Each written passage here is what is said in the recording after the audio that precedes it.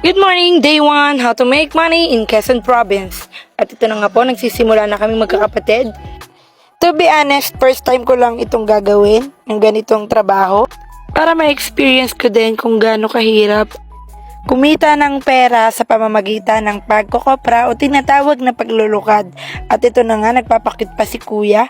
Yan, hagis-hagis niyog. Akala mo na may tunay.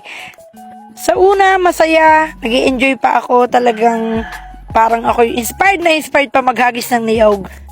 Pero habang tumatagal, kumakabog na ang aking dibdib sa pagod. Para na akong mahihimatay. Napakahirap pala. Pero sabi nila, sanayan lang daw. Sanayan lang mapagod. Pero no choice, kailangan kumita ng pera. Kahit nasa probinsya, kailangan kumayod.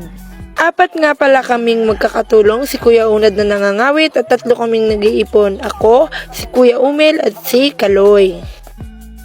Sobrang basic lang nito, tatagayin mo lang ng itakang ganun ng bunot, and then tatapon mo sa tumpukan ng mga niyog. Napakadaling tingnan pero napakasakit sa balikat. Yan ay nagpapakita naman ang aking kapatid. At ayan, hinahagis kong ganyan. Palit-ulit lang ang proseso. Nakakala mo'y dalin-dali. Pero sa totoo lang, yan, hindi pa mataga. O, damputin na lang.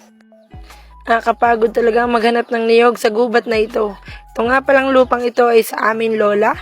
Sa amin lola Puring na nasa Balayan. At ayan na, kasi kuya, nagpapakute. Gusto yung laging nasa video, kapaka-epal naman. At ako naman, isang tagalang yan, guys. Hahanga kayo sa sobrang, oy, at yun nyo naman, Diyos ko po. Very basic. Ito naman, guys, ang aking kapatid na panganay ni si Kuya Unad. At ayan na nga po, ang pagkakawit ng niyog at pagbagsak sa damuhan. Ulit-ulit niyang kinakawit. At ayan na, may pa-slow motion pa ang lola mo.